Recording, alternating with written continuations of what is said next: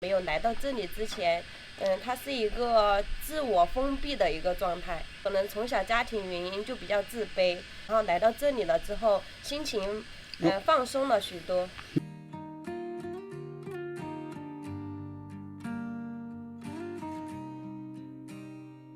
我身后呢，就是李俊当初花了30多万改造的这个房子。当初的话，他的父母的话就是拼了命的花了一辈子的积蓄嘛，到城里面去买了一个房子。然后呢，后面呢，他们又拼了命的，就是搬了回来，在农村来带着孩子，在农村来隐居。然后我们就去问一下李俊，现在搬到农村来，就是有没有后悔嘛？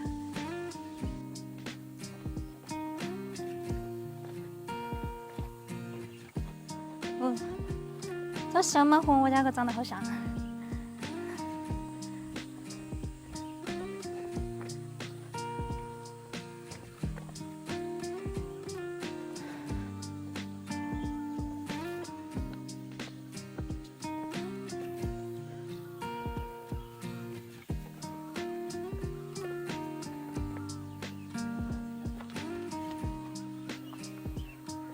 Hello， 李俊。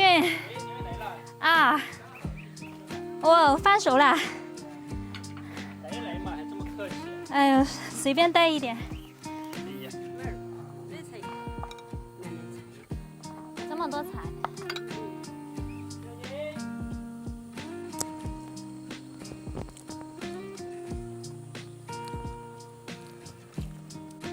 你们来怎么不早说？哦，想着就是怕你们忙吧。都没有准备，你早这么我们多炒菜。随便吃一点，这挺好的啦。这么多菜。他特别喜欢吃洋芋饭。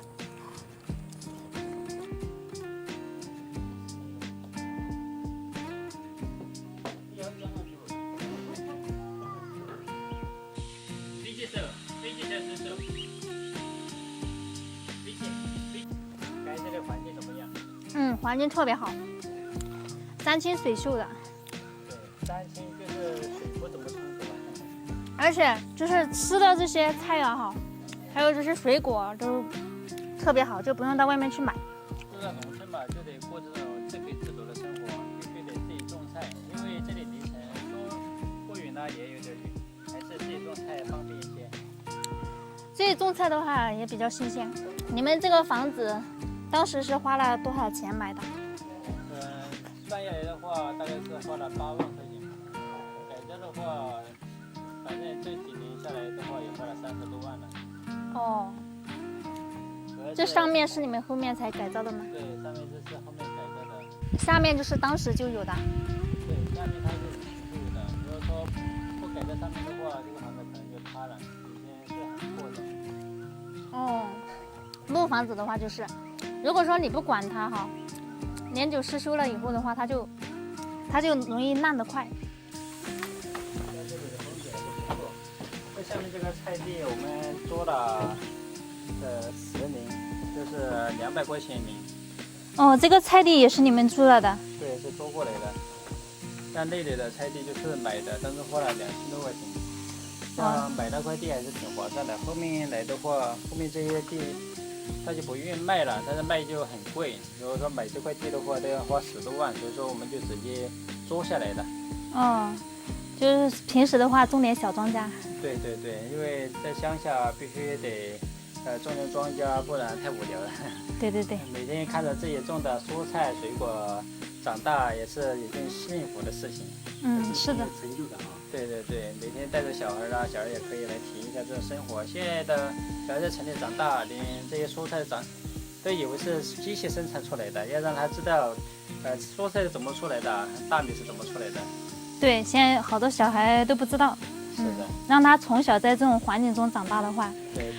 他就是懂得会更多一些。是的，你们看这些芭蕉树都是我自己种的，然后用来造景的，就营造出那种海南的效果，是吧？哦，还是挺不错。是心情很舒畅的。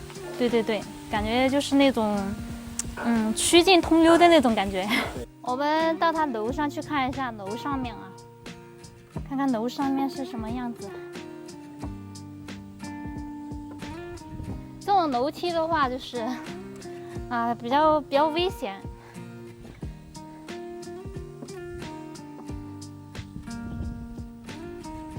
现在我们已经到它这个2楼了。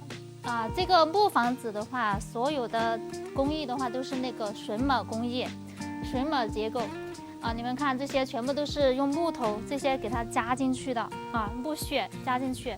然后它这个呢，当时没有这么高，当时可能才到这个位置，因为当时只有1层听他说只有1层，上面的话是后面才加上去的。但从这个位置上面是重新加上去的。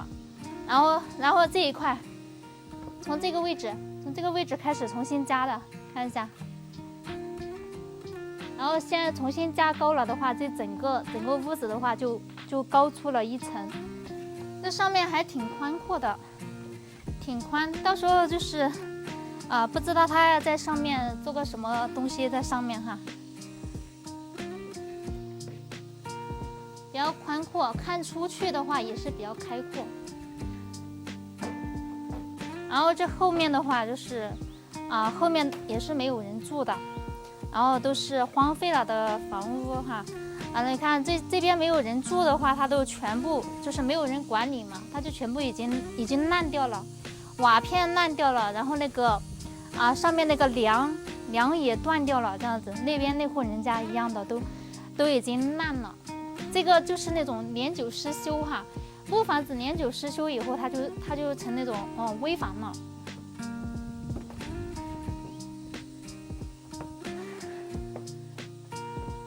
好凉爽，在上面挺凉爽的。听李军说，他要在这里做一个民宿，不知道以后他会在这上面，就是做成房间或者是喝茶的地方，也不知道。一会儿我们问一下。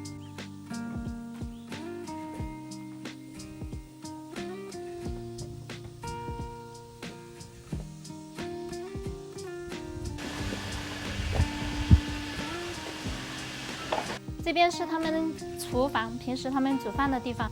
然后像这些西红柿都是他们自己种的，然后这个是我们农村的厨房。然后这个屋子，这里面有一间屋子，应该是还没有改造完哈，还在改造。这里是他们养的鸡，这个鸡养来的话就是自己养来吃的鸡。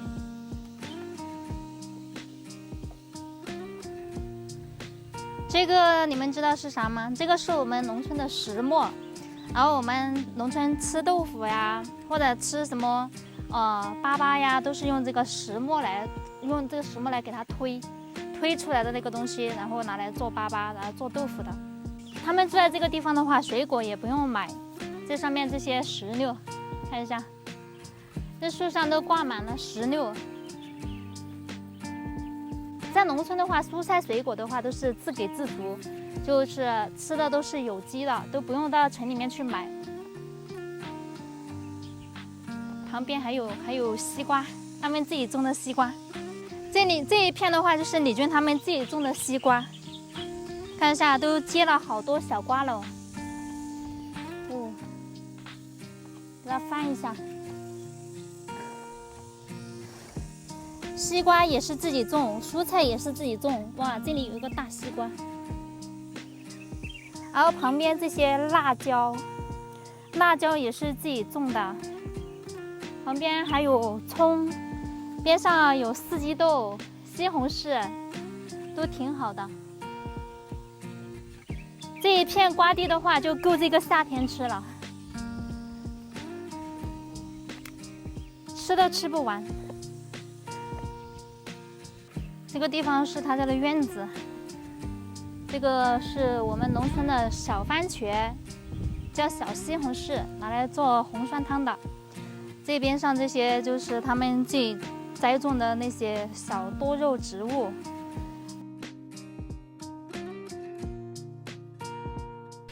小琴啊，据我所知哈，当时你和李俊来这个地方的时候呢，你们都还没有结婚，就是什么原因让你就是放弃了城里面的生活，跟他来这里隐居的？因为我觉得2个人在一起嘛，反正相互支持最重要。我选择他了过后，我觉得他的每一个选择我都应该遵从他。毕竟我们以后之前没结婚的时候，我想的是，毕竟以后结了婚是要生活在一起的。如果是我们2个不一条心的话，那就没有结婚的必要了。所以我觉得我们是朝着结婚的方向去的。所以他做的每一个决定，我都会尊重他。那李俊当时你怎么就想着就是带着小琴到这个大山里面来隐居了？你就没想着就到这个地方来，这个地方这么偏僻哈，然后你就没想着他会给他就是那种就是不是他理想中的生活呢？其实吧，当时我们俩走到这里来，其实都有同样的想法，就是比较喜欢这种山里面的这种风景嘛。我们2个走到这里来，第一印象就是觉得这个地方很空旷，而且前面没有人家户，就看出去就是大山。想的是，如果说我们在这里把这个房子买下来，改造成我们自己喜欢的这种民宿型的，是不是隔三差五的可以到这里来休闲度假了？当时就是这种想法，后来就慢慢的就成为我们的第2居所了。确实这个地方适合长期居住哈。对，空气也是比较好的。因为在城里生活着比较枯燥嘛，我感觉在乡下来，坐在这里就感觉就非常有存在感，在城里面都没有那种儿时的回忆，都找不到，到处都是车水马龙的，是吧？那就是一般像现在哈，建一个房子的话，都才20多万。然后你们修这个房子修成现在这个样子，都花了30多万，会不会感觉就是挺就是这个不值的？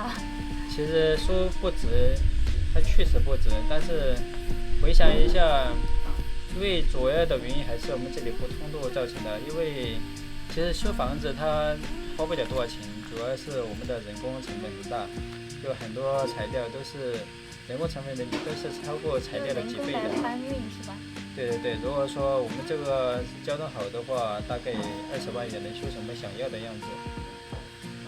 就是你们就是当时你的父母哈，他们都花了自己半辈子的积蓄到外面去给你们就是买了房哈，然后你们又想着要到大山里面来生活，当时他们就是同意你们到这个地方来吗？说到这个问题，其实我们到这里来是没有任何人支持的，除了小琴，没有任何人理解我的想法。因为他们的想法就是在农村又不值钱，你还花钱去买，就被这些亲戚朋友当成一个笑话在看我们这个事情。但其实只有我们自己知道我们自己想要的是什么。人活着不就是为了做自己喜欢的事情吗？我们到这里来其实就是想圆我们一个体育梦。大家都知道现在很多人都喜欢在农村打造属于自己的院子，像这样自己无聊的时候或者心情不好的时候，这坐在院子里面就能找到这种自己心里很愉快的。院子是我们的，像这些地也是我们的，我们可以种种菜呀，养鸡，是吧？这样每天过得很充实，就没有那么空虚。在农村的话很有人情味的。别看我们这个地方是一个无人村，但是偶尔还是有一些村民到这里来养牛养猪的。然后他们也会互相照顾嘛，就有什么蔬菜呀什么的都会拿上来跟我们一起分享。我们有什么我们也会拿去跟他们分享。其实农村才是最适合人去做的地方。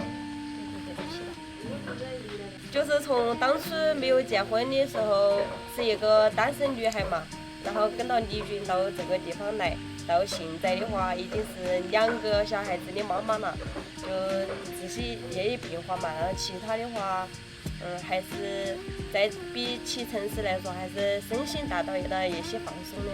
其实唯一的变化就是更加幸福了，儿女双全，还有自己的独立小院，是吧？对。现在你们过的就是神仙般的日子。别人都称我们是神仙眷侣。像那些亲戚的话，他们以前觉得我们买这个房子是笑话，那现在他们依然觉得买这个房子还是不值得。其实我们最初的初心买这个房子也是为了，跟一些朋友在这里聚会呀、玩耍，像这种，我当时设想的就是我们做一个民宿，然后提供给一些来玩的朋友、亲戚在这里小聚几天嘛。而且我们也是设想的是在这里做一个 KTV 房啊，就唱唱歌放松一下，因为这里没有邻居，可以自由的放飞自我，是吧？对，就没有。这就是我们选择这里的最主要原因吧，因为我们本来就喜欢，人比较少的地方，因为人多了的话，我们朋友来玩呀，可能会吵到邻居他们。但现在我们在这里，几乎可以称之为也无人村嘛。然后其他那些老人的话，也是偶尔上来放放牛，养养一些牲畜。几乎不在这里，所以我们在这里可以尽情的玩耍，也不会吵到别人的。像以前的话，他没有认识我之前，也没有来到这里之前，他是一个自我封闭的一个状态，就是可能从小家庭原因就比较自卑，然后后来和我在一起了之后，我也是经常开导他，然后来到这里了之后，心情放松了许多。